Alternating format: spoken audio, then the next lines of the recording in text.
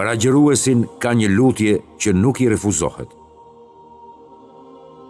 Falenderimet i takojnë Allahut të Madhërisëm, ndërsa përshëndetjet dhe selamet tona janë mbi profetin Muhammed Mustafa, mbi familjen dhe shokët e tij dhe mbi të gjithë ata që pasuan gjurmët e tij. Nga profeti, paqja e Allahut qoftë me të, është transmetuar të ketë thënë se agjëruesi ka një lutje që nuk i refuzohet. Përse? Kjo sepse agjëruesi është fizikisht i dobët, shpirtërisht është i nënshtruar dhe i përulur para Allahut Madhërisëm në përpjekje për të kryer edhe një prej urdhrave të tij. Ai ka thyer rregullat e tij, ka hequr dorë nga ushqimi dhe pija, ka lënë anash epshet dhe egot e tij. Të gjitha këto i ka bërë që të jetë sa më afër Allahut Madhërisëm, andaj devotshmëria e tij është në nivelin më të lartë se çdo herë tjetër. Në lidhje me këtë është vërtetuar nga profeti, paqja e Allahut qoftë me të ketë thënë se lutja është adhurim. Nëse vëren se një rob është duke ju përgjëruar Allahut të Madhërisëm në lutjet e tij, dije se ai është më afër Allahut dhe është i bindur në përgjigjen e tij.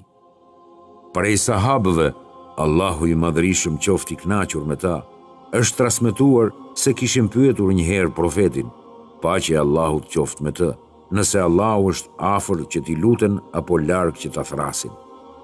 Me këtë rast, kishte zbritur fjala e Allahut Madhërisëm si përgjigje për këtë. E nëse të pyesin ty robrit e mi për mua, unë jam afër dhe u përgjigjem lutjeve të lutësve, andaj mu lutni mua dhe më besoni mua në mënyrë që të udhëzoheni. Po ashtu është vërtetuar nga profeti, paqja e Allahut qoftë me të ketë thënë: me të vërtet ju nuk jeni duke lutur një që nuk dëgjon, e as jeni duke lutur dikë që është larg, por përkundrazi, jeni duke lutur të dëgjueshmin dhe të gjithë dijeshmin, i cili është më afër se damarët e gjakut tuaj. Lutja është një litar i zgjatur, një lidhje e fortë dhe një mundësi afrimi për tek Allahu i Madhërisëm. Në lidhje me këtë, profeti, paqja e Allahut qoftë me të, thotë: nuk do të humb askush që lutet.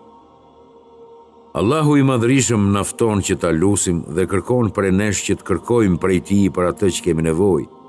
Andaj në lidhje me këtë, Allahu i Madhërisëm thotë: luteni Zotin tuaj të përulur në heshtje, sepse ai nuk i do ata që e teprojnë. Në një tjetër ajet, Allahu i Madhërisëm thotë: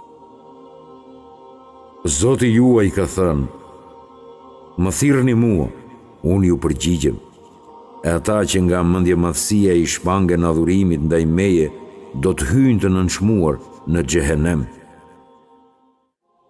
Është vërtetuar nga profeti, paqja e Allahut qoftë me të ketë thënë: Zoti ynë zbret në qiellin e kësaj bote, kur të mbetet pjesa e tretë e fundit e natës dhe thotë: a ka kush që kërkon e t'ja jap?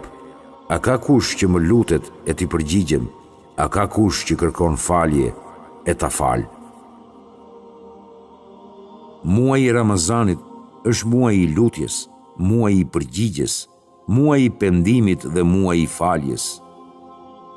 Prandaj, o ti agjërues, që të shtharë goja nga agjërimi, të shboshatisur stomaku nga uria, të janë tharë veshkat nga etja, shto lutjet e tua me përgjërim, në nështrim dhe sinceritet ndaj Allahut të Madhërisëm, duke pasur parasysh se Allahu i Madhërisëm i ka përshkruar robrit e tij të devotshëm dhe për kushtimin e tyre ndaj lutjeve në këtë formë.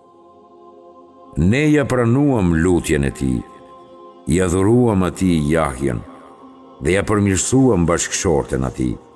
Ata përpiqeshin për punë të mira, na luteshin duke shpresuar dhe duke u friksuar, ishin respektues ndaj nesh. Pa dyshim se për t'u lutur, Allahu i Madhërisëm në formën më të mirë të mundshme ka edukat të caktuar që me do e mos duhet ta di çdo besimtar, e në veçanti agjëruesit, para se të fillojnë t'i luten krijuesit të tyre. Prej tyre mund të përmendim Vendosmëria me zemër dhe ndjenja e sigurisë në mirësitë e Allahut të Madhërisëm dhe në përgjigjen e Allahut që do të udhërojë lutësve të tij. Nga profeti, paqja e Allahut qoftë me të, është vërtetuar të ketë thënë se: të mos thot askush prej jush: o Allah, nëse do, më fal mua, por le të jetë i vendosur në kërkesën e tij, pasi askush nuk mund ta detyrojë Allahun në diçka.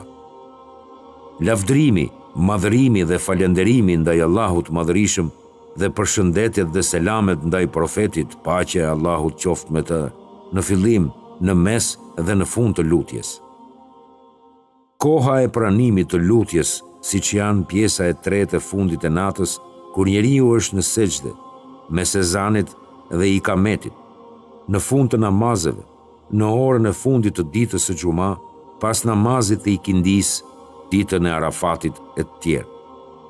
Mos kërkimi i diçkaje që është e ndaluar apo që është mëkat, siç është çështja e lutjes për mos mbajtjen e lidhjeve me të afërmit, të mos lutet kundër dikujt apo në dëm të dikujt tjetër. Andaj, o ti agjërues, para perëndimit të diellit ke një orë që është prej orëve më të mëdha. Një orë para se të bëhet iftar, pasi kjo është koha kur uria dhe lodhja arrin kulmin e tyre, e në të njëjtën kohë, devotshmëria arrin pjedestalin e saj. Ndaj shtoje lutjen dhe shtoje përgjërimin tënd në këtë kohë dhe në lutjet e tua, duke mos hequr dorë dhe duke mos pushuar së luturi dhe së kërkuari nga Allahu i Madhërisëm. Në kohën e syfyrit ke një orë, andaj jepe mundin tënd dhe jepe maksimumin tënd në lutje dhe përgjërim ndaj Allahut të Madhërisëm, pasi ti je i dobët e ai është i gjithë fuqishmi, ti je i nevojshëm e ai është i gjithë pasuri, ti je kalimtar e ai është i pavdekshëm. O Allah, faljen tënde dhe të askujt tjetër e dëshirojmë. O ti që të gjitha krijesat janë nënshtruar, trokitëm dyert e mbretërve, por na u mbyllën, e pam që dyert e tua janë të gjera dhe nuk mbyllen. Ibrahimi, paqja qoftë me të, e kishte lutur Allahun e Madhërisëm duke i thënë: Zoti im, më bëj mua prej falësve të namazit dhe pasardhësit e mi, o Zoti im, dhe ne i prano lutjet. O Zoti im, më fal mua, prindrit e mi dhe të gjithë besimtarët në ditën e llogaridhënies. Musai, paqja qoftë me të, e kishte lutur Allahun e Madhërisëm duke i thënë: Zoti im, më zgjero gjoksin dhe më lehtëso çështjen time. Sulejmani, paqja qoftë me të, e kishte lutur Allahun e Madhërisëm duke i thënë: Zoti im, më fal mua dhe më dhuro pushtet që nuk do t'ja dhurosh askujt pas meje. Me të vërtet, ti je dhurues. I dërguari ynë, Muhamedi, paqja e Allahut qoftë me të, e kishte lutur Allahun e Madhërisëm ashtu siç transmetohet në një transmetim të vërtet në Sahihun e Imam Buhariut, ku thuhet se: Zoti im, Zoti i Gjibrilit, Mikailit, Israfilit, krijuesi i qiejve dhe i tokës, ti je që gjykon në mes të krijesave kur ata kanë mos pajtime, më udhëzo mua në ato që nuk janë pajtuar nga e vërteta, me lejen tënde, pasi ti je ai që udhëzon në rrugën e drejtë. Nga lutja ka dobi të shumta, po prej tyre do të përmendim disa. Të adhuruarit ndaj Allahut të Madhërisëm, të nënshtruarit dhe bindja ndaj tij, kjo është prej qëllimeve të adhurimeve dhe fryteve të saj.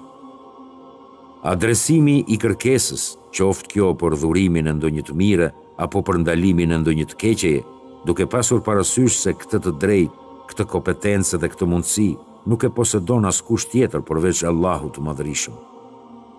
Akumulimi i shpërblimit tek Allahu i Madhërisëm. Kjo ndodh në rast se nuk i përgjigjet lutjes së tij në këtë botë dhe Allahu i Madhërisëm do t'ja ruaj shpërblimin e asaj lutje në ditën e gjykimit, e kjo është më e mirë dhe më e dobishme për të. Sinqeriteti në besim. Ky arrihet duke përmirësuar lidhjet dhe duke i forcuar ato me Allahun e Madhërisëm në njërin anë, e në anën tjetër bëhet shkëputje e lidhjeve dhe varësisë nga njerëzit. E sa i përket kërkesave dhe lutjeve duke i adresuar ato vetëm tek Allahu dhe duke mos ndjerë nevojën për ndihmën e njerëzve. O Allah i Madhërisëm, na dhuro të mira në këtë botë dhe në botën tjetër. Na ruaj nga dënimi i zjarrit. O Zot, mos na i lajthit zemrat tona pasi na i udhëzove ato dhe na dhurove neve mëshirë nga ana jote, se me të vërtet ti je dhurues.